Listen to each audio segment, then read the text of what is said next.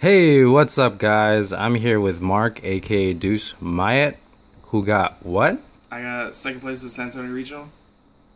Yeah. All right. Any comments before we start? Uh, I went X1. I was undefeated all the way till round 9 when I lost to the other undefeated, which was the Burning Abyss player. Yeah, shout out to him. Jeff, I believe his name was. He really deserved that win. He was playing really good all day. So yeah. Excellent. Let's get straight to it. Okay. 3 Unicorn. I ran Nekroz, by the way. Uh, 3 Unicorn. Good note. 2 Brionic, 2 Valkyris. This is actually kind of weird. A lot of people prefer 3 of this, but the problem with the deck is if you see like too many of these, like too many boss monsters, you just like lose the game. Like drawing like these 3 or drawing like any combination of those. Like you never want to see like multiples of boss monsters in your hand. Well, I call them boss monsters. And I didn't run Decisive Armor also for that reason, because Decisive Armor is really only good against like 2 matchups. I really only like it against BA and against Clifford, like when you side in. Those are really the only matchups that I really like it against. And then whoever says they hate Gungnir, this card is amazing. I played so much Rogue, like the card really just put in that much work. And then 2 Colossalus. This is actually pretty standard. I don't know. I don't really have any explanations on this. Like, usually, like say if you Genlock one or if you banish one off for Trishula, you just kind of want a second one in your deck somewhere. So it comes up. It came up once for me today, but I sided out the second one and I kind of regretted it. Then I got 2 Shrit. I didn't run the third one because I ran Dance Princess. Dance Princess came up a lot because it has a tribute light effect, like Shrit. When it's tributed, it adds it in your banished. For those of you guys that don't know. And the best part about Dance Princess is when while it's on the field, your opponent can't target Nekroz ritual monsters, and they can't activate cards in response to your ritual spells. So basically, like while this is on the field, like BA just kind of cries. They either have to like Mind Crush preemptively, so you don't neg, or they have to Karma Cut or Wing Blast this card, which is just really good. Yeah. I've seen some players run the Old Man over the Princess. What do you think about that? The Old Man's actually really good, mainly because like it has more combos like in the early game. But the problem is I didn't really feel like I had a problem getting out of the early game. I felt like the problem with the deck was continuing the late game, and this card really just helps you do that. And then we got 3 Manju, 3 Senju. I know another big problem with the deck is like drawing into too many of these, but these cards are just way too important. Like you want to see these like every single one of your opening hands. You just want to draw like a Manju or Senju, because these just get your whole deck going. Like you either want to open this or like a way to get Unicorn Kaleido going. So yeah. I guess another normal summon I didn't run Denko at all. A lot of people were telling me to run Denko. I didn't like it. It was too many normal summons. 1 Jin. I wish this card didn't exist. I think a lot of people wish it didn't exist. Like, okay, I played 2 mirror matches. The first mirror match, neither of us Jin locked the entire game, which I thought was really great. And then the second mirror match I played, that was the definition of the entire match. Like, it was terrible. Pretty sure you won with the worst Genlock anybody has ever seen. I won with the worst Genlock ever, just because he didn't have an out. And game 1, because game 1 and game 2, he Genlocked me both games. Like, the Battle of the Jins. Basically, like, I mean, I was setting up to have a fair match, but it didn't happen. And then, this is the weird part. I ran 2 Veiler 2 Maxi. Because this is great against everything. Like, truthfully, like, I played against a ton of Rogue. Like, absolutely a ton of Rogue. Like, I mean Yang Zing's Rogue. And, Must be nice. I Veilered, Jiaotu, like, when he was trying to go off, which is really good. I bet he cried a little bit. It's a -2. Yeah, it's because it's cost, right? Yeah, it's a cost. Yeah, it's a cost to send. Jeez. And like these are just good against like everything. Like a lot of people were telling me like this would be kind of weird against BA, or this would be kind of weird against like a lot of my Rogue matchups. But these are just like good all day. Like if they were dead, I would just side them out. But like the matchup I was thinking I was gonna play like most of was a lot of BA. I was really seeing like BA shit alls, and these are actually pretty good against them.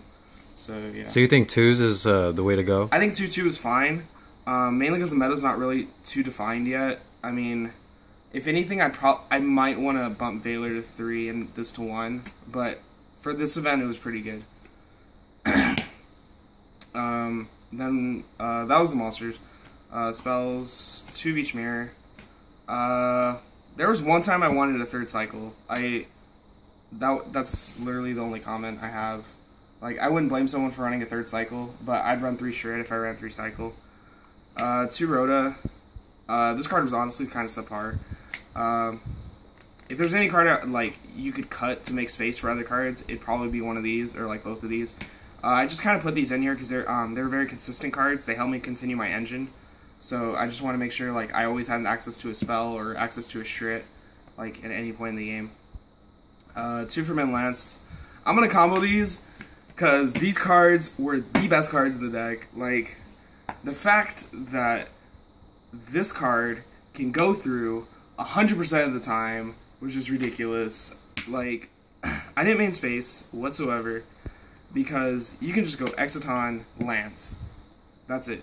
It's the exact same thing as, like, it's better than just going MST the one backer I care about and then they flip another backer that you care about. Why not just get rid of all of it? Like, this is how I want every single one of my rogue matchups. Like, Exciton is just key. The only other card, I'd probably want to run a 3rd Eclipse. I don't know where I'd fit that in, but I'd want to run a 3rd. And then I ran Regeki. It's another Jin out.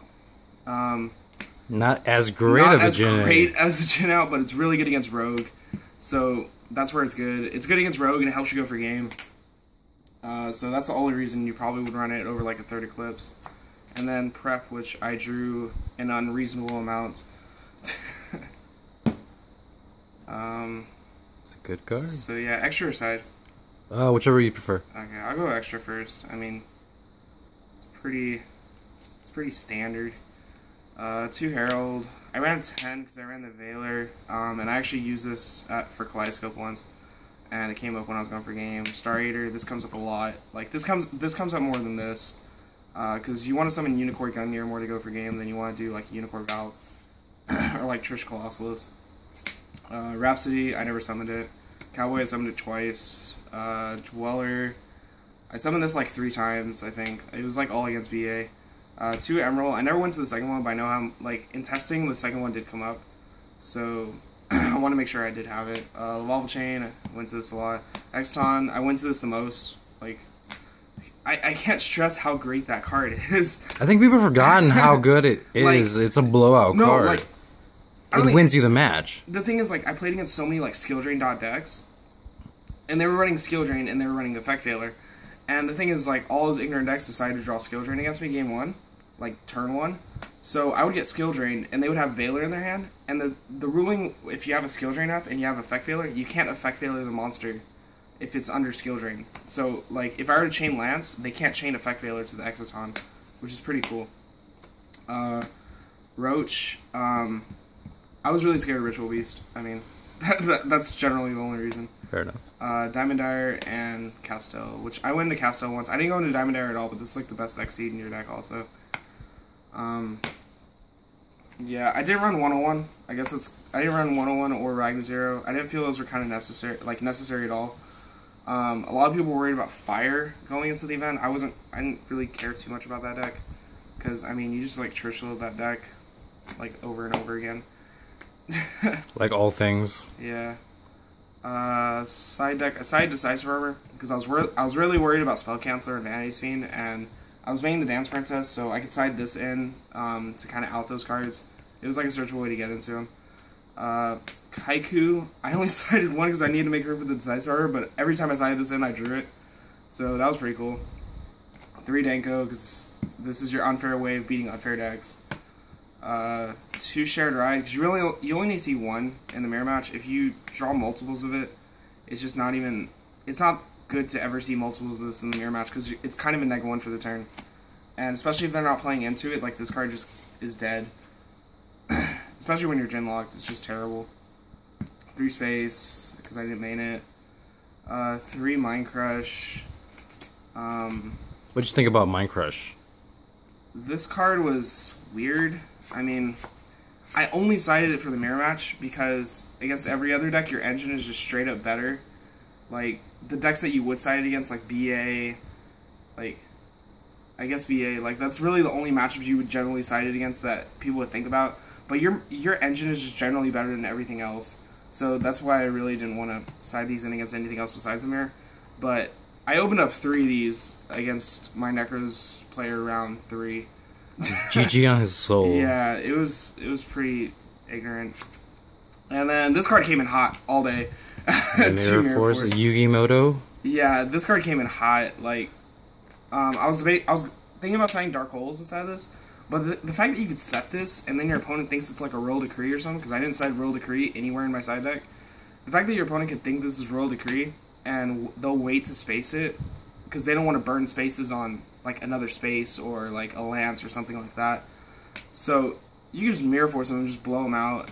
You'd mainly only side these for like Klee, BA. Those are only the only 2 matches. And and Shadal, which I didn't play any. The only reason I'm reminded of Shadal is in that. But yeah, do you have any questions? Like anything main extra side? No. All right, but yeah, I mean that's the deck. It was really good all day. I mean, I really don't have any huge complaints besides like I'd probably want to fit in a third Eclipse. That's probably it.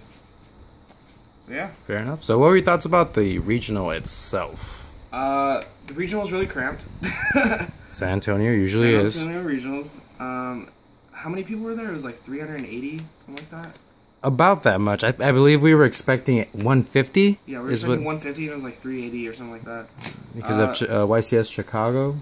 Yeah. Apparently not everybody went. Yeah, definitely. No one wants to go to Chicago. I mean, my regional experience was pretty good. This is my first top. I got 2nd place. I played so much Rogue, it wasn't even funny. Like, my matchups were 2 Klee, 2 BA, 2 Nekroz, 1 Fire King, 1 Fire King, 1 Noble Knight, 1 Yangzing. Those are literally my matchups. And the Yangzing put me on tilt.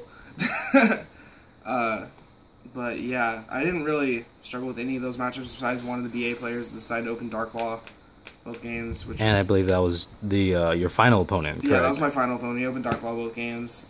It's a good card against Nekroz. It's a great card. But yeah, I mean, that's really all I have to say about that. I didn't have too many general issues. Yeah, it seemed like it. You seemed to power through all your rounds, and yeah, you know, it's like it was just your day. When it's your day, you know it's your day, right? I also didn't go into time like at all. I was like all my matches like ended like pretty quickly. Awesome.